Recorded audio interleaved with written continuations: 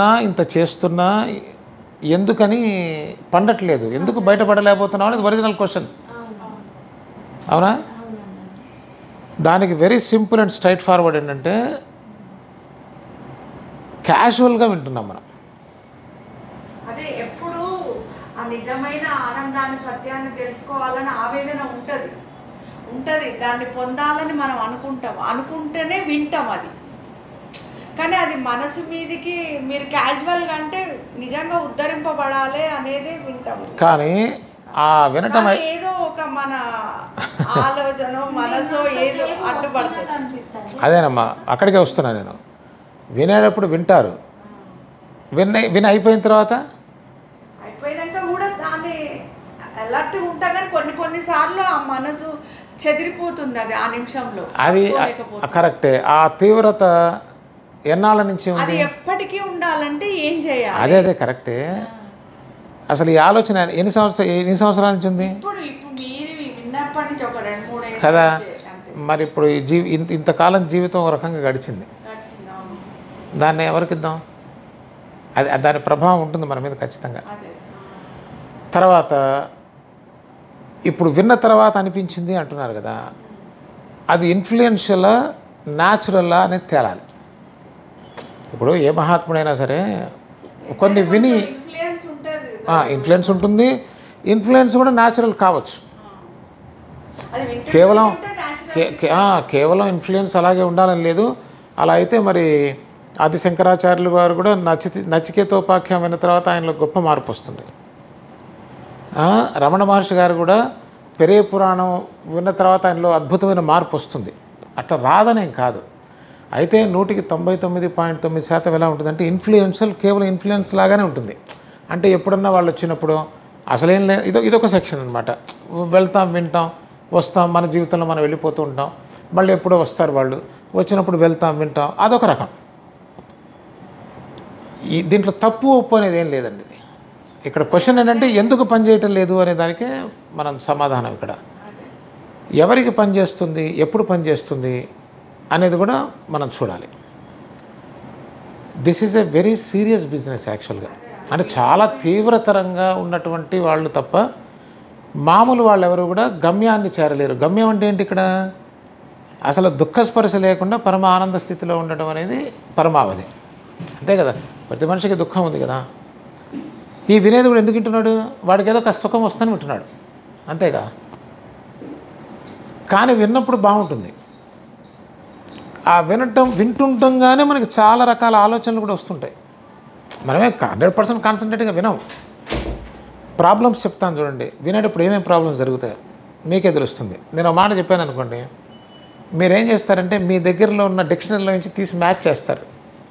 ఇది కరెక్టా, ఇది అవునా కాదా అనేది. అవునంటే లోపలేస్తారు, కాదంటే బయటకు రిజెక్ట్ చేస్తారు. ఏ మనిషి అయినా అంతే. ఇది నా ఆలోచనకి భిన్నంగా ఉన్నది అని తెలుసుకొని అక్కడ ఆపి ఆయన్ని ప్రశ్నించి దానికి సమాధానం పొందేవాళ్ళు 100 కోట్లలో ఒకడు కూడా ఉండడు. ఎంత? భారతదేశంలో 2-3 కూడా ఉండరు అట్లా. అది నేను చెప్పింది. ఆపారు ఎవరినన్నా అక్కడ? ఎట్లా? ఎవరు ఆపరు. ఎందుకంటే మన సీరియస్ కాదు.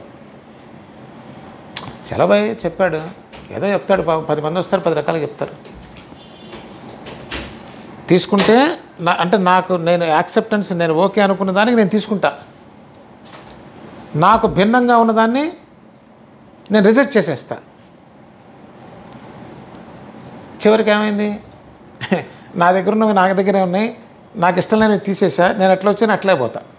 అవునా కదా? అది ఎవరు చేస్తారు చెప్పండి? ఇంకొక ఎగ్జాంపుల్ చెప్తాం. ఇప్పుడు మీ బ్యాంక్ అకౌంట్ ఉంది. మీ బ్యాంక్ అకౌంట్లో 15 లక్షలు ఉండాలి.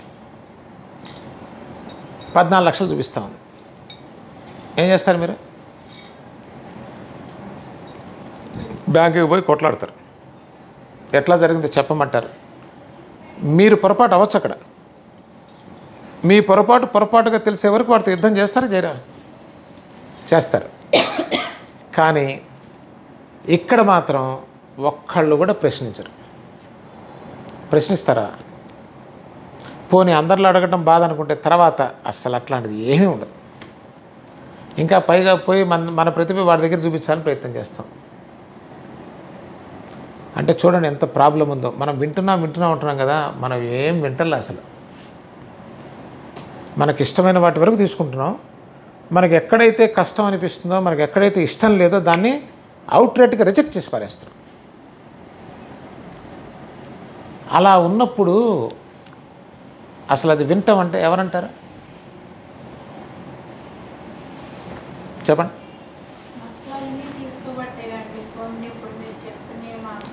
అంటే ఇంకొకటి చెప్పింది గౌరవం మీద యాక్సెప్ట్ చేసేయచ్చు 100%. అది కూడా పాసిబిలిటీ ఉంది.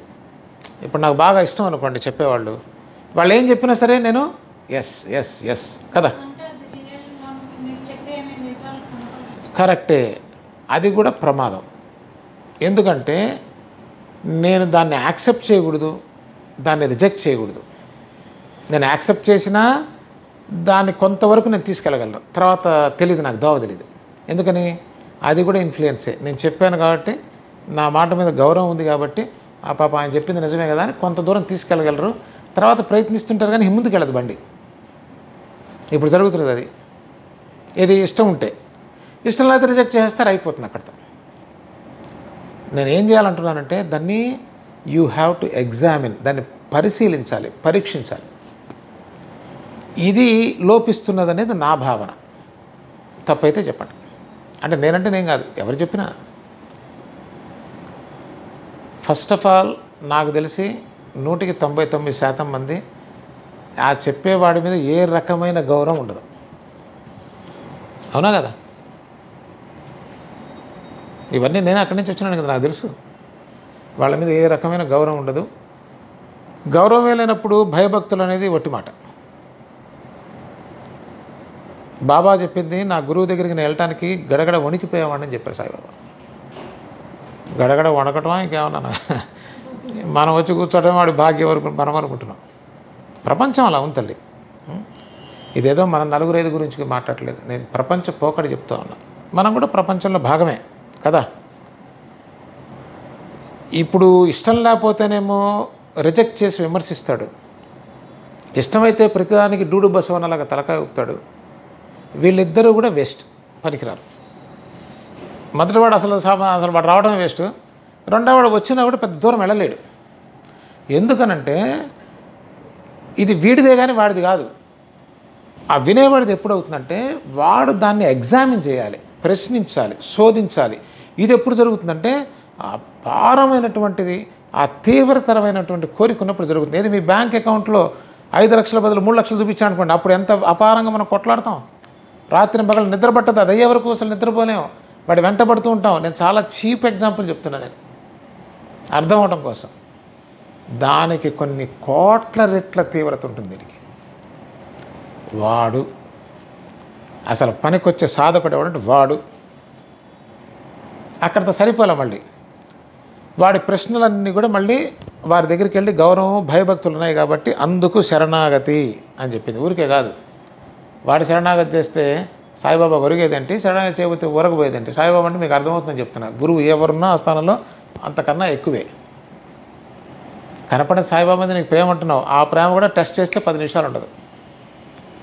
4 మనం అనుకున్న వ్యతిరేకంగా జరిగితే మనం ఎంతంటే అసలు నానాసాహెబ్ చంద్రకర్కి ఒకటి జరగబోతేనే ఈ జరిగినవన్నీ పోయి, ఏం సాయిబాబా నువ్వు ఉంటే ఏం చేస్తున్నావు అడిగితే, దీనికోసం వచ్చేవాడు అయితే నా దగ్గరికి నానవసరం లేదని నానాసాహెబ్ చంద్రకర్ సాయిబాబా చెప్పారు. మనం ఆయనకన్నా గొప్పవాళ్ళం కాదుగా, చాందోర్కర్ కన్నా కూడా. ఆయన కూడా చాలా చేశాడు, సాయిబాబా దగ్గర చాలా ఉన్నాడు. అంటే ఎందుకు చెప్తున్నానంటే అది అంత తేలిక కాదు. అంటే తేలిక కాదు అంటే పనికిరాని వాడు ఏం చేస్తాడంటే ఆ తేలిక కాదు కాబట్టి మనకెందుకులే అని వెళ్ళిపోతాడు, వాడు పనికిరాడు. కార్యసాధకుడు ఏం చేస్తాడంటే తేలిక కాదు అన్నాడు కానీ అసాధ్యం అని చెప్పలేదుగా. సార్ కష్టమైనా పర్లేదండి. ఇప్పుడు మన అమ్మాయికి మంచి సంబంధం వచ్చింది, చాలా డబ్బు మంచిగా వదులుకోకూడదు, మన దగ్గర డబ్బులు లేవు అంటే పర్లేదు సార్ కష్టమైన ప్రయత్నం చేస్తామంటాడా, ఆమంత కాదులే అని వదిలేస్తాడా? మనతో కాదులే వదిలేసేవాడు వాడు పనికిరాడు. అవ్వదు కదా, అక్కడితో క్లోజ్. అంటే ఎగ్జాంపుల్ కరెక్ట్ కాదు కానీ చెప్తున్నా, అంత పర్ఫెక్ట్ ఎగ్జాంపుల్ కాదు. అదే మగపిల్లాడు ఉద్యోగం ప్రయత్నిస్తాడు, కష్టపడతాడు, ఐఏఎస్ సాధిస్తాడు, వాడు మాత్రం ఉత్తీర్ణుడు అవుతాడు. అలాగే దీంట్లో కూడా ఇది కష్టము అన్నప్పుడు అది నాకు ఇష్టమైనప్పుడు ఎంత కష్టాన్నైనా పడతాడు, ఇవన్నీ వస్తాయి. అసలు ఇవేమి రావు చూడండి, అసలు ఇవన్నీ వస్తాయి విన్నప్పుడు. అసలు పోయి వింటమే తలకాయనివి, అది మనం ఎందుకు చేస్తున్నామో తెలియని పరిస్థితుల్లో జరుగుతామని తల్లి ఈ రోజున. మీకున్న సమయం అంటే నువ్వే చెప్తా ఉన్నావు నీకు సమయం లేదని. ఇది ఇంపార్టెంట్ అయినప్పుడు నీకు దీనికే సమయం ఉంటుంది. నీకు సమయం లేదంటే నీ దృష్టిలో ఇండైరెక్ట్గా నువ్వే యాక్సెప్ట్ చేస్తున్నావు ఇది ఇంపార్టెంట్ కాదని.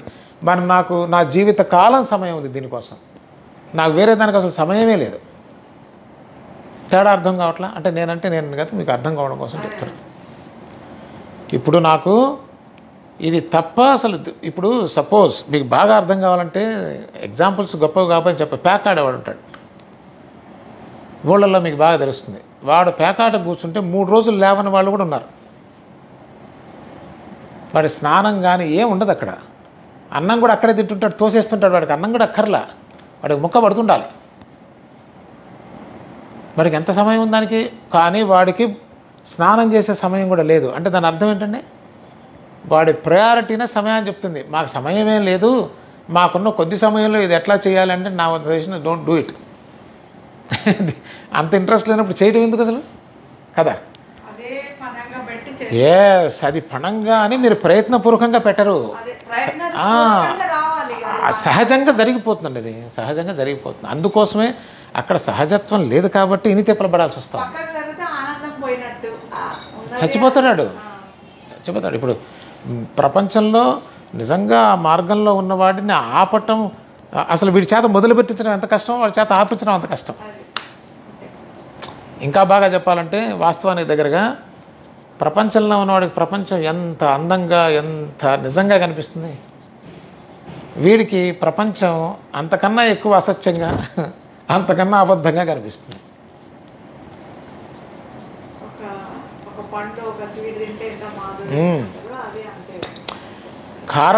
కారణం ఇది.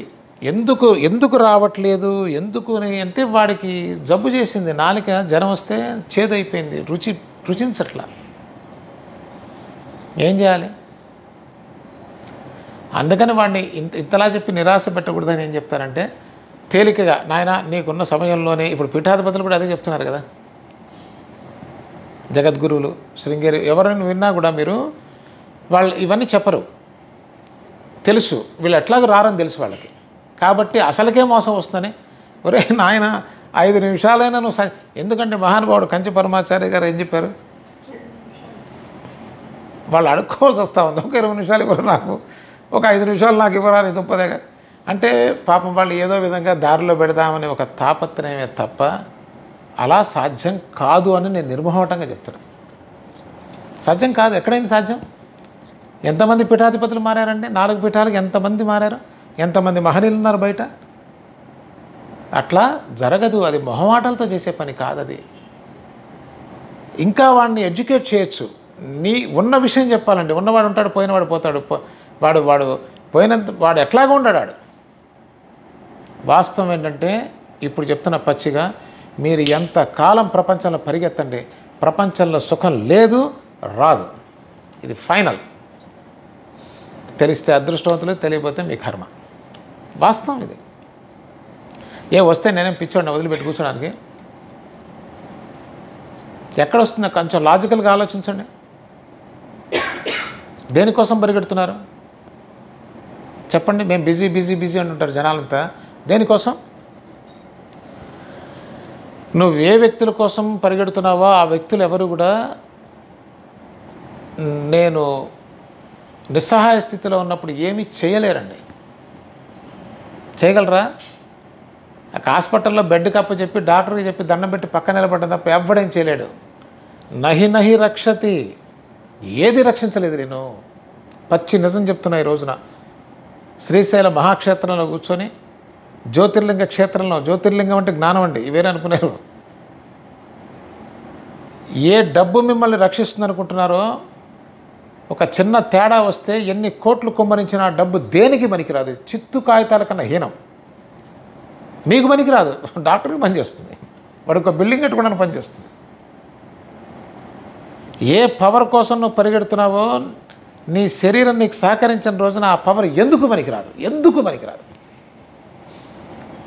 నువ్వు అనుకుంటున్నావే మంది మార్బలం ఉందని, పోతే మొయటానికి వస్తానేమో కానీ నీకు ఎవ్వడు సహాయం చేయలేడు మిత్రమా. ఇది పరమ సత్యం. ఇక్కడ ఏముందని పరిగెడుతున్నావు? నా ప్రశ్న అది. ఎవడన్నా బిజీగా ఉన్నా అంటే నవ్వు వస్తుంది. ఏముందని రా బిజీ ఇక్కడ? దేనికోసం చెప్పండి. పోయి నేనేమన్నా అసందర్భంగా చెప్తున్నానంటే చెప్పండి, మార్చుకుంటాను. ఏముంది? పరిగెత్తద్దంటారా అంటే నాకేం పని, నువ్వు పరిగెత్త నాకే, నువ్వు మానుకుంటే నాకే, రెండు వల్ల నాకేం ఉపయోగం లేదు, నష్టం లేదు. చాలామంది ఏమంటారంటే ఇదంతా మనకెందుకండి, ప్రపంచంలో మనకు జరిగేది చూసుకోవాలి కదా. చాలా అజ్ఞానపూరితమైనటువంటి విషయాన్నే వాడు అజ్ఞానంలో ఉన్నాడు కాబట్టి వాడు దాన్నే ప్రవచనం చేస్తాడు. నలుగురికి చెప్తాడు. ప్రవచనం అంటే ఏదో పెద్ద గొప్ప విషయం కదా, ఒకడు చెప్పడం. సాధించాలి, సంపాదించాలి. ఏం సంపాదిస్తాం, ఏం సాధిస్తాం? దేనికి ఎంకరేజ్మెంట్ కావాలి? ఏమీ లేని దానికి ఎంకరేజ్మెంట్ ఇవ్వటం ఎంత దుర్మార్గం అసలు. ఏమీ లేదు అక్కడ. అసలు ఉన్నది ఏంటంటే అక్కడ ఏమీ లేదని తెలుసుకున్న, వాస్తవం తెలుసుకున్న మరుక్షణం అసలు ఉన్నదేదో నీకు వస్తుంది. మహాత్ములు అంత పిచ్చివాళ్ళు కాదు. ప్రపంచంలో మహా తెలివిగల వాళ్ళకన్నా కూడా తెలివిగలవాళ్ళు. ఎందుకంటే ఏమీ లేని చోట పరిగెత్తేవాడు వెర్రివాడు కాకపోతే మరేంటి? అక్కడ ఏమీ లేదని తెలుసుకొని ప్రశాంతంగా కూర్చొని ఆనందించేవాడు గొప్పవాడా? ఏమీ లేని చోట ఏదో ఉందని పరిగెత్తేవాడు తెలివిగలవాడు? చెప్పండి. ఏమీ లేదని మీకు తెలుసు, నాకు తెలుసు. ఒకనాటికి ఆట ముగిసిపోతుందని తెలుసు. నీ నిస్సహాయ స్థితిలో నీకు సహాయం చేయగలిగిన వాడు ఈ ప్రపంచంలో ఎవడు లేడు, ఏ శక్తి లేదని తెలుసు. తెలీదా? అలా తెలిసినప్పుడు దానికోసం పరిగెత్తడం తెలివిగలుగుతానమా, తెలివి తక్కువతనమా? చెప్పండి. భయపడిపోతూ నిత్యం ఏదో సాధించాలనే తపనతో ఆత్రంతో పరిగెత్తడం అనేది ఒక ఇంటెలిజెంట్ పర్సన్ చేసే పనేనా? అది దర్శించారు కాబట్టి ఋషులు ప్రశాంతంగా వాళ్ళు కూర్చున్నారు, వాళ్ళు ఆనందంగా ఉన్నారు. వీళ్ళు రాజ్యాలు వెళ్ళినా కూడా వాళ్ళ పాదాలకి మోకరిల్లారు. కారణం ఏంటి? ఎందుకు వెళ్తున్నారండి సాయిబాబా దగ్గరికి? సాయిబాబా ఏం డబ్బులున్నాడా? భిక్షువు అయినా 5 ఏళ్ల దగ్గర భిక్ష అన్నీ కలిపి ఒక చోటేస్తే కలుపుకొని తాను తిన్నంత తిని పశుపక్షాదులకి వదిలిపెట్టారు ఆయన. కోటీశ్వర్లు ఎందుకు పరిగెడుతున్నారు ఆయన దగ్గరికి? వీడి దగ్గర ఎన్నున్నా కూడా వాడికి కావాల్సింది ఏదో లేదు. అంటే వీడి దగ్గర ఉన్న వాటిల్లో వాడికి కావాల్సింది లేదు. అదే ఆ క్లారిటీ అండి, ఆ క్లారిటీ ఆఫ్ థాట్. దాన్నే జ్ఞానం అంటాం. ఏమీ లేనప్పుడు తెలిసి కూడా ఒకనాటికి ముగిసిపోతుందని తెలిసి దేనికి ఆదుర్దా పడుతున్నావు, దేనికి పరిగెడుతున్నావు? ఏం ప్రశాంతంగా కూర్చోలేవా అని అడిగారు సాయిబాబా. ఏం కూర్చోలేకపోతున్నావు?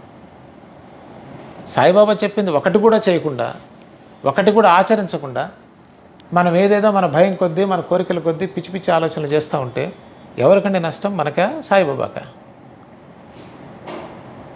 ఆయన ఎక్కడా ఈ పల్లకి ఉత్సవాలు చేయమని కానీ, ఊరేగింపులు చేయమని కానీ, ఈ గందరగోళం ఇదంతా ఏం చెప్పలే ఆయన. ఆయన చెప్పిందంటే ప్రపంచంలో పరిగెత్తకురా, దేనికోసం తాపత్రయపడకురా, ఇక్కడ నిన్ను రక్షించేవాడు ఎవడూ లేడు, ఒక పరమాత్మ తప్ప. అసలు దాని ఎందు వాస్తవం ఎందు నువ్వు మనసు ఇవన్నీ ఎక్కడ మనం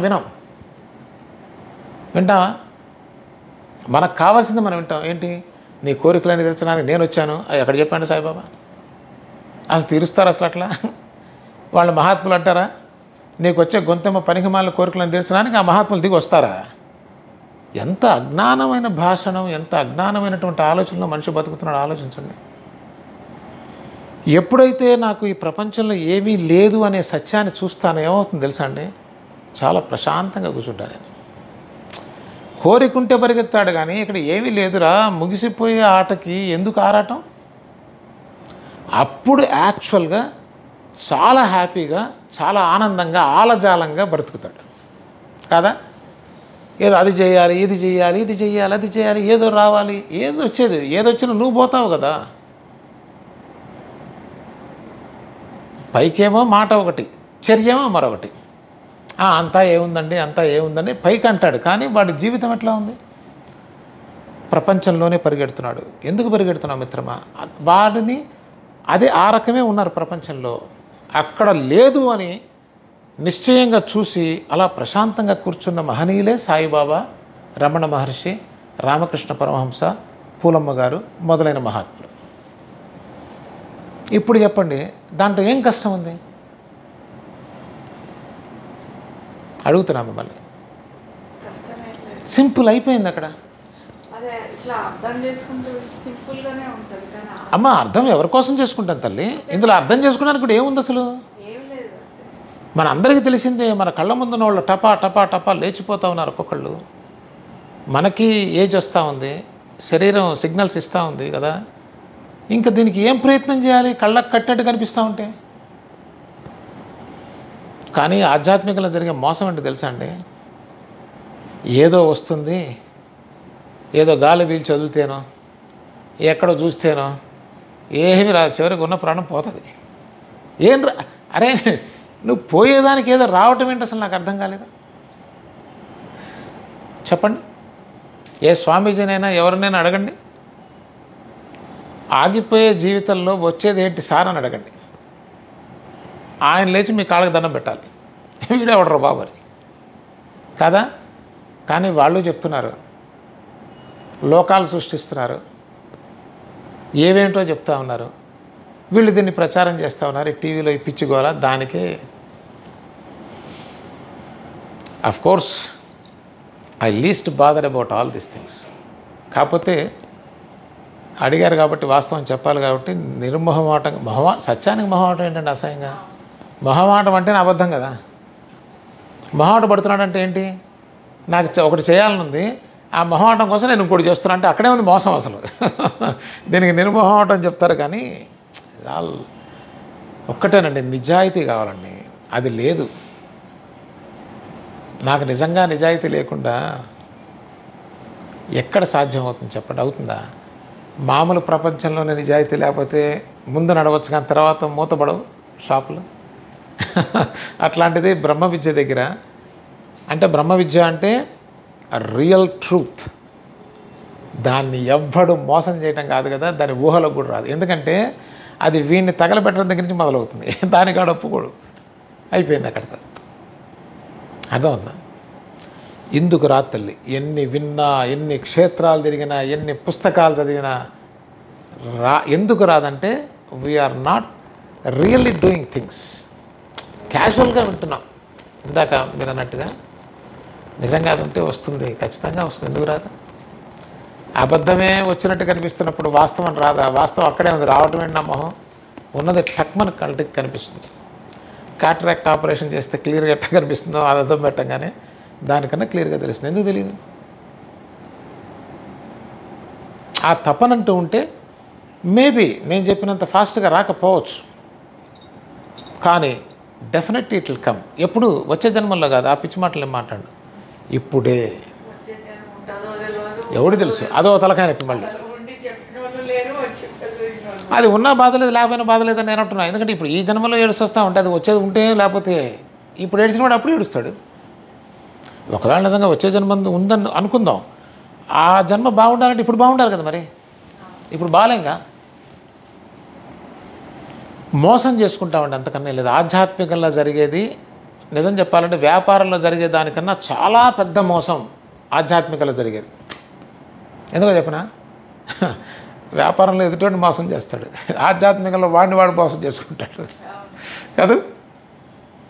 ఇది పెద్ద మోసం.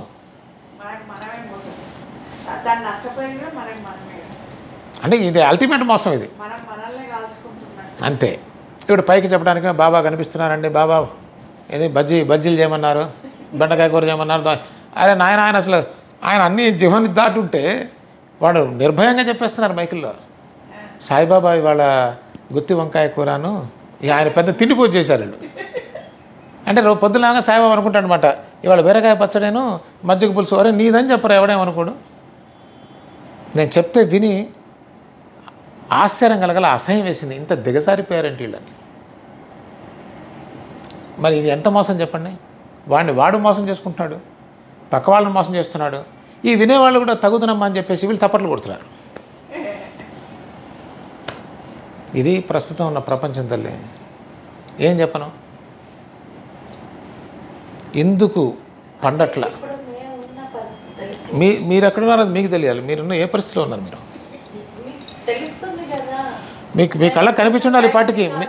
మీరు పరిస్థితులకి మేము ఎట్లా దీనిలో ముందుకు వెళ్ళగలుగుతున్నాం? అమ్మ నిజంగా ఉంటే మీరు అసలు ఈ ప్రశ్న వేయరు. ఇంత చెప్పిన తర్వాత కూడా మళ్ళీ ఈ ప్రశ్న వేసారంటే, కాదు అంటే నీకు ఆకలి వేస్తుంటే పోయి అన్నం తినమ్మా. అదే నేను అడిగేది. నీకు ఆకలి వేయట్లేదని నేను అంటున్నా. నీకు అసలు అవసరమే లేదు అది. ఎవడో సుబ్బారావు అప్పారావు వెంకాయమ్మ పుల్లాయమ్మ చేసిందని చెప్పి నువ్వు చేయటమే తప్ప, ఆమె 6 గురువారాలు వ్రతం చేస్తే ఇంక 9 గురువారాలు వ్రతం చేస్తూ ఉంది అంతే. ఈ 6కి 9కి ఫైట్ తప్ప అసలు ఆ వ్రతం ఎందుకో తెలియదు. ఇది జరుగుతూ ఉంది కాదా? ఆ వ్రతం ఎందుకు చేస్తున్నావమ్మా? ఏం కావాలి? ఏమో. అందుకే చూడండి, మహనీయులు ఎవరు కూడా ఇన్ఫ్లుయెన్స్ ద్వారా మహనీయులు కాల. న్యాచురల్గా బుద్ధుడు అన్నవాడు, అతనికి జనరిక్గా కామన్ సెన్స్ క్వశ్చన్, అరే ఎందుకు ఏడిసి వస్తున్నాడు, వీడు పుట్టింది ఏడవడానికే, ఎంత సమంజసంగా ఉంది కాదా? బికాజ్ తనకి పుట్టిన క్వశ్చన్ కాబట్టి తను దాన్ని సమాధానపరచుకోవడం కోసం తన జీవితాన్ని ఇవ్వడానికి కూడా సిద్ధపడ్డాడు. ఆ సత్యాన్ని తెలుసుకున్నాడు. పోయి ఎన్ని సంవత్సరాలు అయిపోయిందో ఈ రోజుకి మనం బుద్ధుడి పేరు చెప్పుకుంటాం. ఆ పేరు చెప్పుకోవడం అక్కర్లా, పోయాడు అని తెలియదు, మనం చెప్పుకోలేదు, అది ఇంపార్టెంట్ కాదు. అలాంటి మానసిక స్థితి ఉన్న వాళ్ళందరూ కూడా ఖచ్చితంగా గమ్యాన్ని చేస్తారు. అందులో ఏం సందేహం లేదు. ఇప్పుడు మీ 1,00,000 క్వశ్చన్లకి ఇదే సమాధానం. మీకు మీరే ప్రశ్న, ఎందుకు రావట్లేదు? మనం పుస్తకాలు చదువుతాం, కథలు చదువుతాం, ఏం ఉపయోగం దానివల్ల? దీక్షిత్ గారు పిల్ల పోతే కూడా అక్కడే ఉన్నారని తప్పట్లు పడతాడు. నువ్వు తప్పట్లు ఎందుకు కొడుతున్నావు నాయన? నీకు ఏది రాకముందని ఊరు నాడు పరిగెడతా ఉంటుంది. ఏమిటి దానివల్ల ప్రయోజనం? దాని నుంచి తెలుసుకుంటా ఉండి ఏం తెలుసుకుంటావు? తెలుసుకున్నవాడు ఒకడు కనిపించట్లా, మారినవాడు ఒకడు కనిపించలే. ఓకదంపుడు ఉపన్యాసాలు దంచుతాం, సస్తే పిల్లికి బిచ్చం పెట్టాం. ఇది మన బతుకులు కదా. I feel it is really shame. ఏదైనా ఒకటేనండి, మన నిజాయితీ, మనం ఒక మాట మాట్లాడుతున్నామంటే నేను ఆ జీవితం జీవిస్తే మాట్లాడాలి తప్ప చెప్పేవి శ్రీరంగనూతులను దూరేవేవో అన్నట్టుగా అలా ఉండకూడదు. నేను చేయనప్పుడు నేను చెప్పకూడదు, నేను చేసిందే చెప్పాలి. అలా చెప్తారా? ప్రశ్నిస్తున్నా సూటిగా. అది వినటానికి బాగుంది, వాడికి టైంపాస్ బాగుంది, అందుకే దొందుతుంది. అవి నడవమ్మ. అది చెప్పడానికి నాకు ఏం క్షణం కూడా ఆలోచించను. ఎందుకంటే నాకు అంత ఇష్టం సత్యం అంటే, ప్రాణం దాన్ని అదంటే ఎంత ప్రేమో నాకు తెలియదు. అసత్యం దాని ముందు రావటమే తొక్కి అవతల బారేస్తుంది, అంతే. వణికి చచ్చిపోతుంది. అది ఎంత ధైర్యం ఉంటుంది అసలు వాడికి? దాని లక్షణం అది. దేనికి దొంగ మొహం నలుపు కానీ సత్యం తేజస్తో వెలిగిపోతూ ఉండదు. దాన్ని ప్రేమించగలమా మనం? సత్యాన్ని మనం వినాలేం, విన్నదాన్ని ప్రశ్నించలేం, ప్రశ్నించింది మనకు అరిగేదాకా వెనకబడి తీసుకోలేం. ప్రపంచంలో నా చర్య చూస్తేనేమో నా ప్రేమ, నా సమయం, నాకు ఇష్టమైనది వేరే ఉంది కాదా? ఎట్లా వస్తుంది చెప్పండి? నేను వస్తుందని చెప్పినా కూడా మీరు నమ్మడానికి లేదు. ఎందుకంటే అది ఎట్టాగా రాదని మనకే తెలుసు, తెలీదా? అయితే నేను ఆ స్థితిలో ఉంటే నేను ఆలోచిస్తాను, ఎందుకు నాకు అర్థం కావటం లేదనేది ప్రశ్న. అది విన్నవాడికి రావాల్సిన ప్రశ్న ఏంటంటే, కరెక్టే కదా, ఎందుకు రావట్లేదు నాకు? ఇక్కడ లేదు కదా, లేని దాని ఎందు నేను ఎందుకు పరిగెడుతున్నాను? ఇది బిగినింగ్ అమ్మ. This is the best beginning. ఒక సాధకుడికి, తెలియని ఒక అజ్ఞానికి ఇటువంటి భాషణ విన్నప్పుడు రావాల్సిన ప్రశ్న ఏంటంటే, దీన్ని విచారణ చేయగలగాలి. రిజెక్ట్ చేయడం అనేది 2 నిమిషాలు, అది పెద్ద విషయం కదా. యాక్సెప్ట్ చేయడానికి టైం పట్టదు, రిజెక్ట్ చేయడానికి టైం పట్టదు, 2 వేస్ట్ నా దృష్టిలో. ఇప్పుడు చెప్పిన దాన్ని ఎగ్జామిన్ చేస్తే కరెక్టే కదా, మనం చెప్పిన అబద్ధం కాదు, అందరూ పోవాల్సిందే, అవతారమూర్తులతో సహా అందరూ సర్దుకోవాల్సిందే. ముగిసిపోయేదానికి ఇంత గోల్ ఏంటి అసలు? Non sense. దేనికోసం?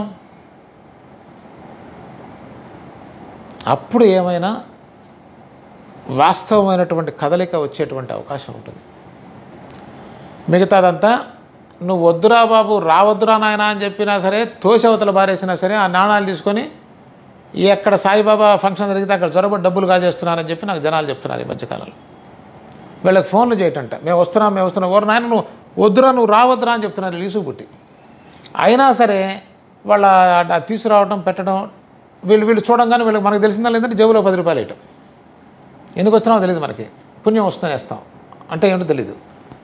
ఆ డబ్బులు కలెక్షన్ బాడు చేసుకొని ఇటువంటి అర్థం పర్థం లేని చర్యలతో మనం సమయాన్ని వృధా చేస్తున్నాం. కానీ నిజమైన సత్సంగంలో కూర్చోవడానికి కూడా ఒక రకమైన క్వాలిఫికేషన్ అవసరం. ఎవరు పడితే వాళ్ళు పనికిరారు.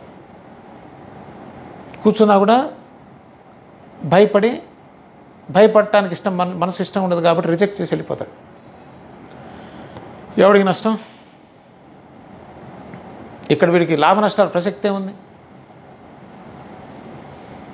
కాబట్టి నిజమైన సాధకుడి వాడి లక్షణం, వాడి జీవనం, వాడి ఆలోచన విధానం, వాడి ప్రవర్తన అన్నీ వేమన చెప్పాడుగా, పురుషులందు పుణ్యపురుషులు వీరయ్య. చుట్టానికి ఒక రకంగా ఉన్నా కూడా వాళ్ళ జీవన విధానం వేరే ఉంటుంది, వాడి మాట వేరే ఉంటుంది, వాళ్ళ ఆలోచన వేరే ఉంటుంది, వాళ్ళ చర్యలు వేరే ఉంటాయి, వాళ్ళు దేనికి ఇంపార్టెన్స్ ఇస్తారు, దేనికి ఇంపార్టెన్స్ ఎవరి తేడా ఉంటుంది. ఇవన్నీ వాళ్ళు చూసి రాసినవే కదా, మన జీవితంలోంచి తీసుకొని రాసినవి. ఏ అభంగాలైనా ఏ శతకాలైనా అన్నీ ఉండాల్సిన అవసరం ఏం లేదు. కొన్ని పొరపాట్లు కూడా ఉండవచ్చు.